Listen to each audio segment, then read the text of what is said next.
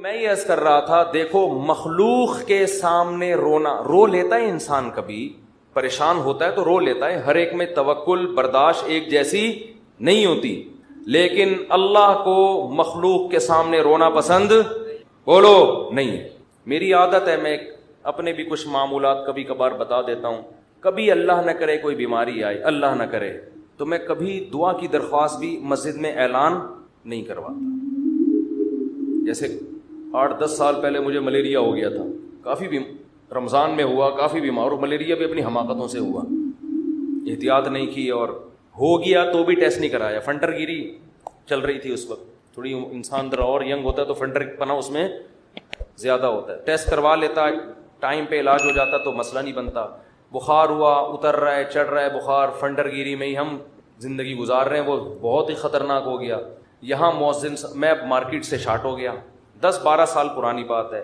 Market سے جب بھی کوئی چیز شارٹ ہوتی ہے جو ہر وقت اویلیبل ہو تو لوگوں کو ٹینشن ہوتی ہے۔ مؤذن صاحب نے یہاں اعلان کر دیا، امام صاحب کی طبیعت بہت خراب ہے، تمام حضرات سے دعاؤں کی درخواست۔ میں نے مؤذن صاحب کی کھچائی کی، میں نے کہا میں نے آپ کو کہا ہے کہ آپ پبلک کو بتائیں کہ امام صاحب کی طبیعت خراب ہے، کیا ضرورت ہے شور مچانے کی؟ طبیعت کا ٹھیک ہونا، طبیعت کا خراب ہونا، یہ سب چیزیں نیچرل ہیں، نارمل ہیں، کبھی ٹھیک ہوگا، کبھی خراب ہوگا، کبھی مرے گا، کبھی جیے گا، ہر چیز کی مسجد سے اناؤنسمنٹ، پھر لوگوں کے فون آنا شروع، سنا ہے آپ بیمار ہو گئے، وہ ایک درد سر بن جاتا ہے انسان کے لیے۔ صرف ان لوگوں کو انسان بتا دے، اپنے چند بزرگوں کو جن سے اسپیشلی دعا کی درخواست کی جا سکتی ہے، بھئی طبیعت خراب ہے، آپ سے کہہ رہا ہوں کہ آپ میرے لیے دعا کریں۔ شور مچانے کی، لوگوں میں پبلش کرنے کی اس کو کی ضرورت نہیں ہے، یہ اللہ کو پسند نہیں ہے یہ عادتیں۔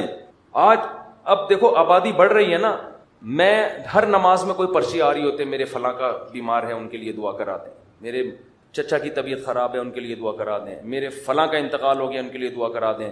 اس کا کیا ہوتا ہے، میرے دماغ میں ان کا نام رکھنا مشکل ہو جاتا ہے، نام رکھنا کیا ہو گیا، الحمدللہ گلے کا توق، ایک توق ختم ہو گیا۔ تو ایک دن ایسا ہوا، فجر کے بعد پرچی، ظہر کے بعد پرچی، اب میں پوری نماز میں بندے کا نام دماغ میں رکھا ہوا ہے کہ وسیم سجاد جو حلیم کی دیگ والے ہیں، ان کی طبیعت سیٹنگ چل رہی، نماز کے بعد دعا کرانی، کیونکہ نہیں کرو پھر لوگ ناراض ہوتے ہیں، آپ کو بولا تھا ان کے لیے دعا کراؤ، یا تو پرچی وہاں لے جا کے رکھ دیں نا، زبانی میں اور ٹینشن۔ تو ایک دن ایسا ہی ہو گیا، مجھے پاس ایک ظہر میں ایک صاحب آئے کہ جی وہ فلاں کی طبیعت خراب ہے۔ میں نے کہا یار میں ہول سیل کے حساب سے دعا مانگ لوں گا، اے اللہ جس کی بھی طبیعت خراب ہے ٹھیک کر دے یا عافیت سے اٹھا لے، یہ تو نہیں میں نے کہا، خیر ٹھیک کر دے اس کو، اور جو دنیا سے جا چکے ہیں اللہ ان سب کی، یہ تو چلتا رہے گا بھائی، کوئی مرے گا کوئی جیے گا۔ امام کو کیا مرغا بنایا ہوا ہے، کیا بنایا ہوا ہے آپ لوگوں نے امام کو، پورے محلے کی رپورٹیں اس کو، ہر گھر میں وہ فلاں بیمار فلاں۔ میں نے کہا، انہوں نے کہا نہیں، اجتماعی دعا میں یہ ہوتا ہے اللہ ہو سکتا ہے کسی کی سن لے، اللہ ہو سکتا ہے کسی کی سن لے، شاید وہ ادھر کونے میں ایک بندہ بیٹھا ہوا اس کی ٹھا کر کے اوپر۔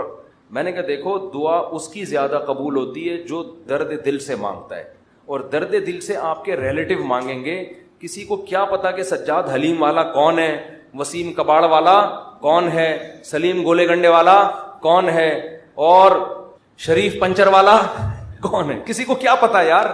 جب اس طرح دعائیں مانگیں گے لوگ کہیں گے اللہ ہے وہ ٹھیک کر دے، تیری مرضی، نہیں بھی کر تو کوئی اتنی بڑی ٹینشن والی بات نہیں ہے۔ آپ اپنے خاص محبت والے چاہنے والوں کو بتایا کرو، کوئی بزرگ ہیں جن سے تعلق ہے، یا امام سے خود کہہ دو کہ مفتی صاحب میرے فلاں کی طبیعت خراب ہے، آپ دعا کر دیں، کیونکہ آپ کو عقیدت ہے امام صاحب سے، شاید ان کی دعا، تو انسان کھڑے کھڑے وہی دعا کر دے، یہ سنت ہے۔ صحابہ نبی کے پاس آ کے یہ نہیں کہتے تھے کہ مسجد نبوی میں فلاں کے لیے دعا کروا دیں، صحابہ یہ کہتے تھے یا رسول اللہ آپ میرے لیے یہ دعا کر دیں، نبی اسی وقت کھڑے کھڑے ان کے لیے دعا کرتے تھے، اور بہت دفعہ سامنے قبول بھی ہو جاتی تھی۔ نبی صلی اللہ علیہ وسلم نے ایک دفعہ ارشاد فرمایا کہ میری امت کے 70,000 لوگ بغیر حساب کتاب کے جنت میں داخل ہوں گے جو اللہ پہ بہت زیادہ توکل کرتے تھے۔ تو ایک صحابی کھڑے ہوئے حضرت عکاشہ مجمع میں، انہوں نے کہا یا رسول اللہ میرے لیے دعا کر دیں، میں بھی انہی میں سے ہوں۔ یہ نہیں کہا یا رسول اللہ میرے لیے 27ویں رات کو سب کے سامنے دعا کروا دیے گا، بس یا رسول اللہ آپ میرے لیے بھی دعا کر دیں۔ آپ نے فرمایا اے اللہ اللہم اجعل عکاشۃ منہم، اے اللہ عکاشہ کو بھی ان لوگوں میں شامل کر دے۔ جب حضرت عکاشہ کی دعا نبی نے مانگی، صحابہ کو تو جوش پیدا ہو گیا۔ ایک اور صحابی کھڑے ہوئے، یا رسول اللہ میرے لیے بھی دعا کر دیں کہ اللہ مجھے بھی ان میں سے کر دے. آپ نے فرمایا سبقہ کا بہا عکاشہ سبقت لے گئے. کیا مطلب؟ حدیث کا مفہوم کیا ہے کہ اللہ نے یہ فضیلت اس کے لیے رکھی تھی جو اس فضیلت پہ بہت زیادہ حریص ہو, اور یہ حرص عکاشہ میں ہے کیونکہ انہوں نے کسی اور کے کھڑے ہونے کا انتظار نہیں. یہ بذریعہ وہی نبی کو پتا چلا نا کہ یہ اللہ اسی کے لیے قبول کرے گا جو پہلے نمبر پہ کھڑا ہو کے دعا مانگے گا, دوسروں کے لیے آپشن نہیں ہے. تو نبی سے تو ڈائریکٹ درخواستیں کی گئی ہیں. اس طرح علماء سے کہنا چاہیے کہ حضرت میرے فلاں کا مسئلہ ہے, یہ دعا کرا دیں, یہ کر دیں آپ دعا, تو یہ ٹھیک ہے. لیکن اجتماعی پرچیاں دے دے کے دعائیں کبھی کبھار ٹھیک ہے, اس کا معمول بنانا ٹھیک نہیں ہے. اپنے غم کو کس کے سامنے بیان کریں؟ اللہ کے سامنے. اس کو پبلش کرنا, آج فلاں کے ساتھ یہ مسئلہ, مجھے اچھا نہیں لگتا, کبھی ذرا سی طبیعت خراب ہوئی, وہ ملیریا ہو گیا تھا, تو یہاں پھر دعائیں شروع, مفتی صاحب بیمار, ابے بھائی اللہ کے سامنے بیان کرو, کیوں پبلک؟ پھر تبلیغ ترس کھا رہی ہے. اچھا نہیں لگتا کہ کوئی آپ پہ آ کے ترس کھائے, بیچارہ کہے آپ کو. لوگ کہیں گے مفتی صاحب بیچارے, مجھے تو اچھا نہیں لگتا بھائی, مجھے آ کے کوئی کیا کہے, بولو بیچارہ. بھائی ہم تو بیچارے نہیں, ہم اللہ کے سامنے بیچارے ہیں, آپ کے سامنے فنٹر ہیں ہم. ایسے ہی رہو. تو کون ہے اور کیا وہ تو کون ہے ہمیں بیچارہ. ایک شاعر کا شعر ہے بڑا زبردست, اللہ بچا کے رکھے, استغنا کے ساتھ ہی رکھے, لیکن لوگوں کے سامنے کمزوری ظاہر کرنا. ہمارے فرماتے کوئی دوا بھی کھاتے ہو نا, لوگوں سے چھپ کے کھایا کرو.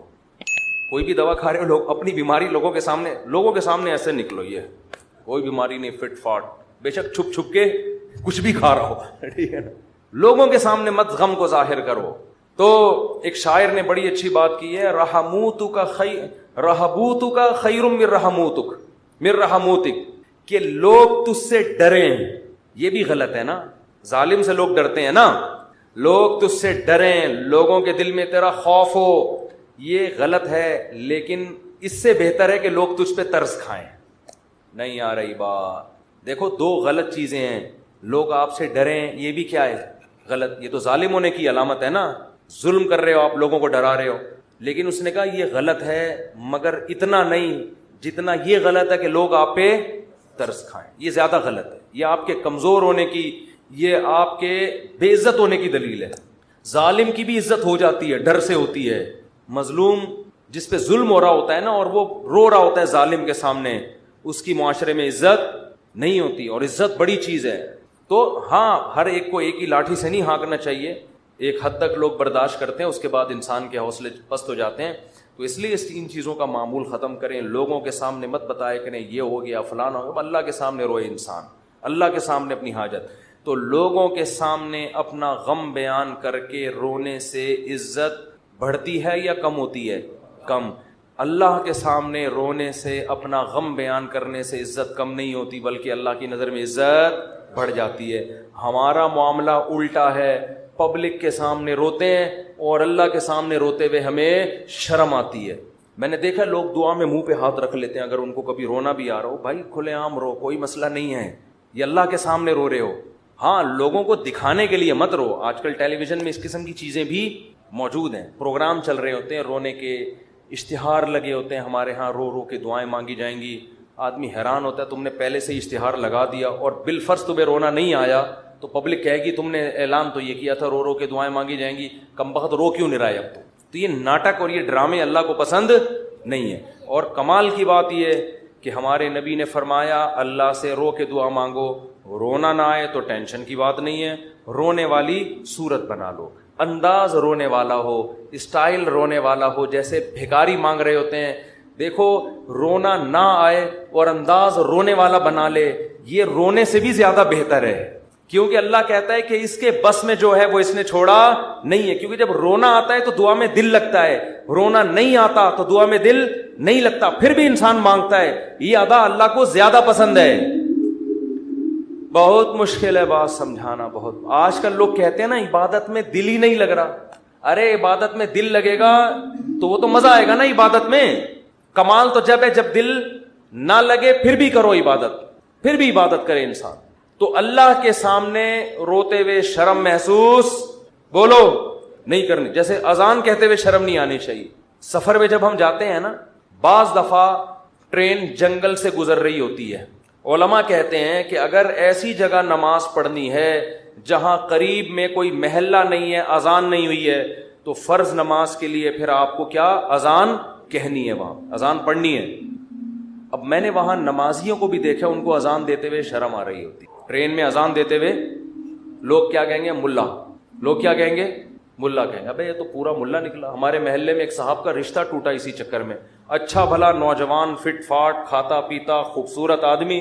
اس کے لڑکی والے آ گئے گھر میں منگنی کرنے کے لیے, اتنے میں اذان کیا. لڑکا گھر میں نہیں تھا, اذان کی آواز آئی. اب لڑکے والوں نے فخر سے بتایا کہ پتہ ہے ہمارا بیٹا اذان دے رہا ہے, یہ جو اذان ہے نا یہ ہمارا بیٹا دے رہا ہے. لڑکی والوں نے کہا ابے یہ تو ملا نکلا. یہ کیا نکلا؟ یہ سچا واقعہ بتا رہا ہوں. اس بیس پہ انہوں نے رشتہ توڑ دیا. تو کل قیامت میں پتہ چلے گا بھائی, اللہ کہے گا جاؤ ان لبرل لوگوں کے ساتھ اسی جہنم کی آگ میں جاؤ. وَإِذَا نَادَيْتُمْ إِلَى الصَّلَاةِ اتَّخَذُوهَا هُزُوًا وَلَعِبًا. قرآن کہتا ہے جب تم اذان دیتے ہو تو یہود و نصارہ اس اذان کا مذاق اڑاتے ہیں. تو اللہ کا نام آسمانوں میں بلند کرتے ہوئے ہمیں شرم محسوس نہیں کرنی چاہیے. اس لیے کبھی جنگل میں, ٹرین میں, جہاں ٹرین اگر اسٹیشن پہ ہے تو اذان کی ضرورت نہیں ہے, لیکن اگر جنگل میں ہے اور آپ نے فرض نماز پڑھنی ہے تو ایسے ٹرخانے والے طریقے سے نماز نہ پڑھا کرو, بلکہ پراپر طریقے سے کھڑے ہو کر قبلہ تلاش کرو کدھر ہے, پراپر طریقے سے اذان دو. اس میں اگر شرم آ رہی ہے تو اور زیادہ دو, ٹھیک ہے نا.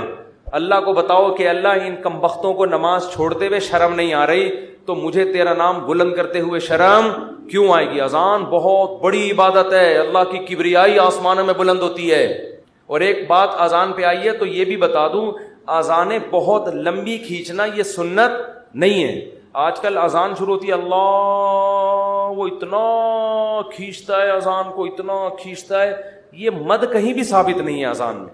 دیکھو اللہ اکبر میں جو الف کی مقدار ہے نا, اللہ, یہ اللہ ہی ہے بس, اللہ نہیں ہے کہیں بھی.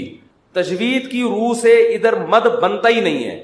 ہاں جب آپ کہتے ہیں حی علی الصلاح تو یہاں مد ہے, صلاح کو کھینچ سکتے ہیں, حی کو نہیں کھینچ سکتے. حی علی الصلاح, لوگ کیا کریں, حی علی الصلاح, عجیب عجیب اذانیں ہو رہی ہیں.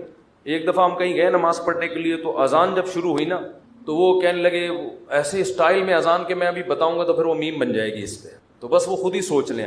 ہم لڑکے بیٹھے تھے, ہم کو ہنسی آنے لگی. ہم نے کہا یہ کیا کر رہا ہے, پتہ نہیں اذان دے رہا ہے کیا کر رہا ہے. ایک امام نماز پڑھا رہے تھے, السلام, پوری نماز صحیح پڑھائی. جب وہ سلام پھرنے لگے تو السلام علیکم ورحمۃ اللہ. ہم نے کہا یار اچھا بھلا السلام علیکم ورحمۃ اللہ پڑھ رہے تھے, السلام علیکم ورحمۃ اللہ کر کے ادھر گھما.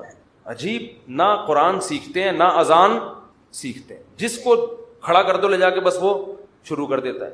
ایک امام کے پیچھے ہم نے نماز پڑھی دیہات میں, وہ پوری سورہ فاتحہ غلط پڑھ رہے تھے لیکن ان کو توئیں پڑھنا آتا تھا. بس انہوں نے نورانی قاعدے میں توئیں کا لفظ اچھی طرح سیکھ لیا تھا. تو ہوتا ہے, یہ تا نہیں ہوتا, باقی کچھ سیکھا نہیں انہوں نے.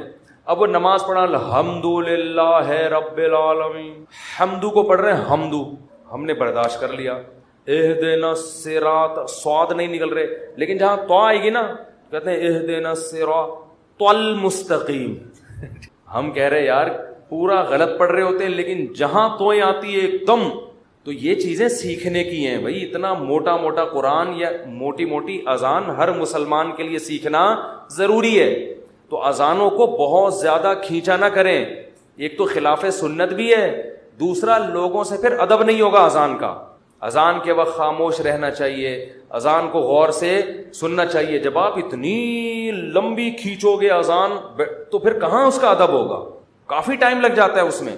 مختصر اذان دے, مختصر, اللہ اکبر, پھر اللہ اکبر, بس اشہد ان لا الہ الا اللہ. لا پہ مد ہے, الہ پہ نہیں ہے. نہیں یاری بات, ہم ایسے ہی اذان دیا کرتے تھے. لوگ کہتے ہیں حرم میں اتنی لمبی اذانیں ہو رہی ہیں, وہ حرم کا ماحول ہے, ایک حرم کی ایک برکت ہے, وہاں لمبی اذان ہی تو سننے کے لیے جاتے ہیں لوگ. بہت سے عرب علماء کو اس پہ بھی اشکالات ہیں. بہت سے عرب تو کہتے ہیں یہ حرم میں بھی جو اتنی لمبی ہو رہی ہے یہ خلاف سنت ہے, لیکن وہ تو حرم کا معاملہ ہے, ان کو اپنے حال پہ چھوڑ دو. وہ پھر بھی وہاں مسئلہ یہ ہے کہ وہاں کا تو ماحول ہی ایسا ہے نا. نارملی جب آپ اذان دیں تو اتنی لمبی اذان نہیں ہونی چاہیے کہ لوگوں کے لیے اس وقت خاموش رہنا, اس کا ادب کرنا ایک آزمائش بن جائے. اور پھر اسپیکر اتنے بھاری بھرکم نہیں ہونے چاہیے کہ اس اذان سے لوگوں کے کان کے پردے پھٹنا شروع ہو جائیں. اس سے لوگ پھر ان شاعر اسلام کی عزت کرنے کے بجائے توہین کرنا شروع کر دیتے ہیں. خاص طور پہ غیر مسلم ممالک میں جہاں آپ کو کوئی اذان کی پرمیشن دے دے تو اعتدال سے اذان دیں, ان کے آرام کا خیال رکھیں. تو جلدی سے میں یہ بات کو ختم کروں. دیکھو, دعائیں مانگنے میں شرم اور عار محسوس نہ کرو. اللہ کے سامنے گڑ گڑانے میں شرم اور عار محسوس نہ کرو, اس کا معمول بنا لو. حضرت عمر فرمایا کرتے تھے کہ میری دعا قبول ہو رہی ہے یا نہیں, مجھے اس سے غرض نہیں ہے, مجھے اس سے غرض ہوتی ہے کہ مجھے دعاؤں کی توفیق مل رہی ہے کہ نہیں مل. تو جتنی دعائیں, ڈاکٹر ٹھیک کرے گا, جا مانگ ڈاکٹر سے, میری مرضی میں ٹھیک کروں نہ کروں, لیکن تو نے یہ بتا دیا ہے کہ تو مجھے اپنا محتاج, تو اپنے آپ کو میرا محتاج نہیں سمجھتا. تو نے اپنے عمل سے یہ ثابت کر دیا ہے کہ تو اپنے آپ کو نہیں سمجھتا کہ میں اللہ کا محتاج ہوں, تو نہیں سمجھتا کہ اللہ سب کچھ کر سکتا ہے. اس لیے اللہ کی نظر میں دعا کی ویلیو ہے. اگر آپ کا کوئی مسئلہ اٹکا ہوا ہے اور آپ اس کے اسباب اختیار کرتے ہو, دعا نہیں مانگتے, اللہ کہتے ہیں تیرا یہ خیال ہے کہ مسئلے میں دور نہیں کر سکتا, مسئلے تیرے گورنمنٹ دور کرے گی.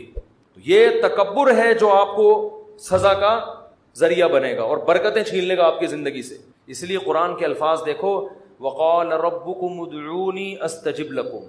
اللہ کہتے ہیں کہ مجھ سے دعا مانگو, میں تمہاری دعا کو قبول کروں گا. ٹھیک ہے بھائی, یہ آپشن ہے نا. آپ بتاؤ جب کوئی گورنمنٹ کسی کو کوئی آپشن دیتی ہے یا کوئی بینیفٹس دیتی ہے تو گن پوائنٹ پہ تھوڑی دیتی ہے. بھائی گورنمنٹ نے یہ کہا کہ قرضہ ملے گا بغیر سود کے, غریب لوگوں کو چاہیے اپنا مکان بنائے, یہ کہے گی نا گورنمنٹ. آگے دھمکی تو نہیں دے گی جس نے قرضہ نہیں لیا نا ہم سے مکان بنانے کے لیے اس کو شوٹ کر دیا جائے گا. ایسی دھمکی دے گی کبھی؟ تو یوں ہی کر دو اگر منہ سے نہیں نکل رہا کچھ. دھمکیاں دے کے کبھی کسی کو کوئی سہولت دی جاتی ہے؟ ہاں, دیہاتی مائیں کرتی ہیں ایسا. وہ ایک آدمی نے پرینک بنایا کہ انگریزوں کی مائیں اور پاکستانیوں کی مائیں میں کیا فرق ہے. بڑا زبردست تھا. انگریز کی ماں کھانا لا کے رکھ دے گی, کھانا ہے کھا, نہیں تو یہاں سے دفع ہو جا. ٹھیک ہے نا. پاکستانی اور دیہاتی ماں کیا کرے گی, وہ میرا بیٹا کھا لے, یہ میں نے تیرے لیے پکائی ہے بریانی, میں نے تیرے لیے یہ پکایا ہے. پہلے منتیں کرے گی, بچہ نہیں کھائے گا تو دھمکیاں دینے پہ آ جائے گی اس کو, کھا ورنہ میں تھپڑ ماروں گی تیرے کی. بے غیرت, تو نے بنوایا کیوں مجھ سے, یہ مجھے پتہ نہیں ہے. یہ تو نارملی ایسا ہوتا نہیں ہے کہ آپ کسی کو کوئی نعمت دے رہے ہو اور ساتھ میں بندوق نکال کے بولو کہ یہ لو.